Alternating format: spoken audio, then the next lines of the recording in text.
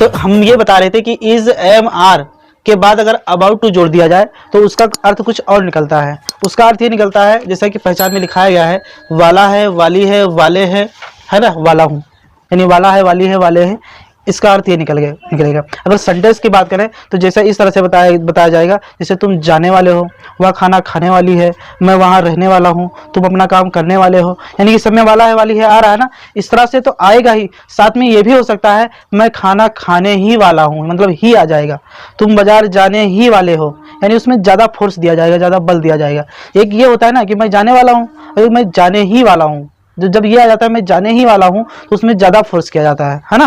तो दोनों हो, चाहे वाला ही वाला हो या फिर वाला ही हो, है ना, कोई भी हो, उसमें आपको कुछ नहीं करना है कि ही आ जाएगा तो उसका कोई एक्स्ट्रा मीनिंग लगेगा या कोई अंग्रेजी लिखा जाएगा, उसमें एक्स्ट्रा कुछ नहीं लिखा जाएगा, है ना। अब चाहे ही वाला हो या केवल वाला है, दोनों में से कुछ भी हो, केवल आपको अबाउट टू ही लगाना है ना।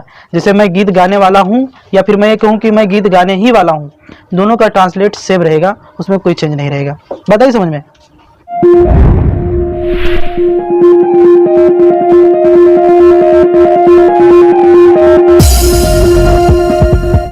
तो ये पहचान आप जान ही गए ना। ऐसा कोई भी वाक्य हो जिसमें वाला है, वाली आए, तो उसको हम इज एम आर के बाद केवल अबाउट टू का प्रयोग कर देंगे, वो बन जाएगा। अब बाकी स्ट्रक्चर क्या है, तो स्ट्रक्चर यहाँ पर आपको बताया गया है ये रूल में कि कौन सा कब क्या लगाना है। इसके लिए इससे पहले ये चार्ट देख लो। यसन का मतलब होता है सिंगल नंबर जो एक है, जैसे लड़का और लड़के कहे तो एक से ज्यादा हो गया ना, तो वो हो गया प्लूरल।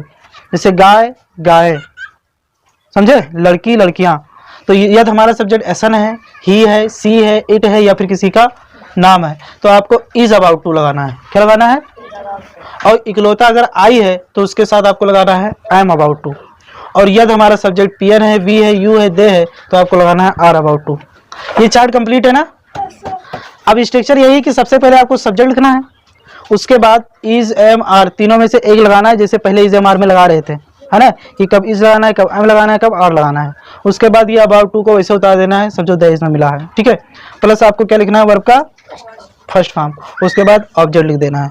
बस इतना काम करोगे और आपका सेंटेंस बन जाएगा, ठीक है। अब जिसकी मीनिंग नहीं जानते हो तो उस मीनिंग को आपको तैयार करना पड़ेगा, याद करना पड़ेगा, वैसे तो होगा नहीं, है ना, कि वैसे आ जाएगा। तो चलो मैं पहला एग्जाम्पल लेता हूँ। जैसे मैं कहता हूँ कि राधा पढ़ने वाली है, राधा पढ़ने वाली है, तो छोटा सा सेंटेंस लिया है ना। मैं ये भी बोल सकता था राधा किताब पढ़ने वाली है ना, या राधा मीना और सीना के साथ स्कूल जाने वाली है, मतलब लंबा चौड़ा भी करके बनाया जा सकता है, लेकिन पहले छोटा से समझो, है ना। तो यहाँ पर सब्जेक्ट क्या है बोलो, राधा, तो आपको क्या लिखना पड़ेगा, राधा। अब राधा किसी का नाम है, राधा किसी का, तो इज अबाउट टू ऐसे उतार दो, है ना, या इज लगेगा, आप इज लगाइए। इसके बाद अबाउट टू को ऐसे उतार दीजिए। इसमें तो सबसे ज्यादा उतारने ही वाला है, क्यों, एक्स्ट्रा तो कुछ करना ही नहीं है। फिर वर्ब का फर्स्ट फॉर्म क्या है, पढ़ना, तो पढ़ना अंग्रेजी क्या होगा, रीड। और इसमें ऑब्जेक्ट है ही नहीं, छोड़ो, समझो खुशी की खबर है ना। तो राधा पढ़ने वाली है, अगर मैं ये कहूँ कि राधा पढ़ने ही वाली है, तब भी इसका ट्रांसलेट यही होगा, है ना, चाहे जोड़ दिया जाएगा। तो Radha is about to read. अब इसको ये हिंदी में इस तरह से बोल सकते हो, राधा पढ़ने ही वाली है या राधा पढ़ने वाली है, ठीक है। जैसे मैं कहता हूं कि तुम अपने स्कूल जाने ही वाले हो, अब कि देखो ही लगा दिया। एक दिन स्पीकिंग लिखवाया था, याद है, उस स्पीकिंग में भी वाला वाली आ रहा था ना इसी पे, लेकिन उसमें क्या था कि वाज आ रहा था, तो वो पास्ट बताया गया है ना उसमें। ये आपका प्रेजेंट चल रहा है। ये इज एम आर का प्रयोग, जो इज एम आर है, आपको पहले ही नोट में बताया गया था कि ये इसका प्रेजेंट टेंस में प्रयोग करते हैं इज एम आर का। क्यों, तो ये आपका ये इज एम आर कहीं भी दिखे वो समझो हमारा प्रेजेंट है, और वाज वर्ड दिखे तो समझो का पास्ट, और जब गा गी वाला मतलब बिल या सेल देखो तो वो समझो हमारा फ्यूचर है। हम अपना पूरा जीवन इसी तीन कालों में बिता देते हैं, है ना, प्रेजेंट, पास्ट, फ्यूचर। तो देखो इसको कैसे बनाएंगे, यहाँ पर सब्जेक्ट हमारा क्या है, देखो तुम, और तुम की अंग्रेजी क्या होगा, यू। एक्स्ट्रा ना बोलो महाराज, है ना, यू। अब यू हमारा कह रहा है कि इनको आर चाहिए, तो क्या लगाएंगे, आर। अब फिर अबाउट टू को वैसे उतार देंगे, क्यों, अबाउट टू।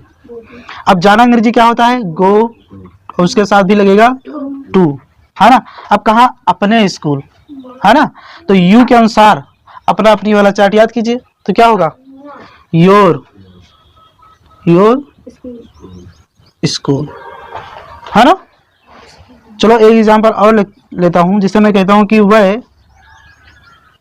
मंदिर जाने ही वाले थे, वाले हैं, ठीक है, प्रेजेंट चल रहा है ना। वह मंदिर जाने ही वाले हैं, तो वह की अंग्रेजी क्या होगा आपका, दे के अनुसार क्या लगेगा, आर के बाद क्या लगाएंगे, अबाउट टू।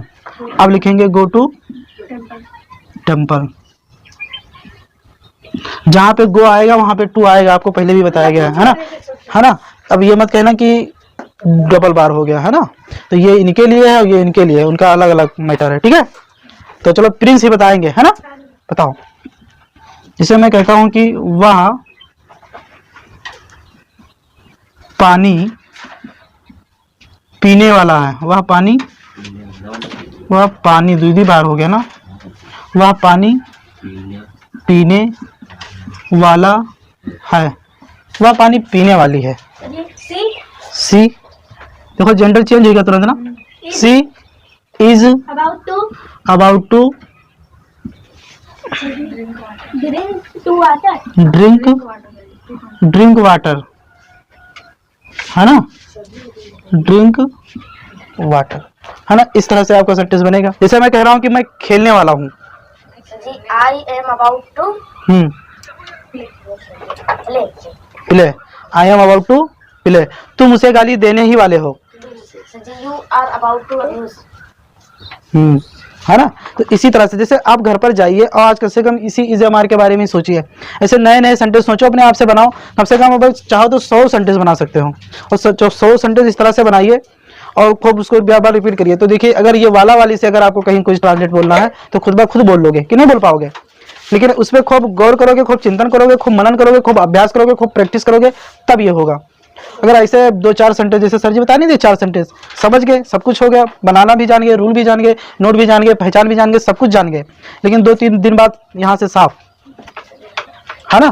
तो अगर इसको रखना है तो कम से कम पहली बात 50-60 एग्जाम्पल खूब लिखो। एग्जाम्पल लिखने के बाद सारा दिन कोई भी सामान, अगर तुम्हें खाने जा रहे हो ना, तभी बताओ मैं खाना खाने वाला हूँ, उससे भी तुरंत ट्रांसलेट बोलो, है ना। मैं पानी पीने वाला हूँ, है ना। मैं बाजार जाने वाला हूँ, मैं अब नहाए जाओ तो कहो कि हम नहाने वाले हैं, है ना। कुल मिलाकर आज जितने भी बात करो सब इसी टॉपिक पे बात करो, is am are plus about to, है ना। तो आपकी जो इससे रिलेटेड जितने भी सेंटेंस हैं ये आपके डाउट क्लियर हो जाएंगे, ठीक है। हमारे YouTube चैनल को सब्सक्राइब जरूर करें ताकि आने वाली वीडियो की नोटिफिकेशन सबसे पहले आपको मिले।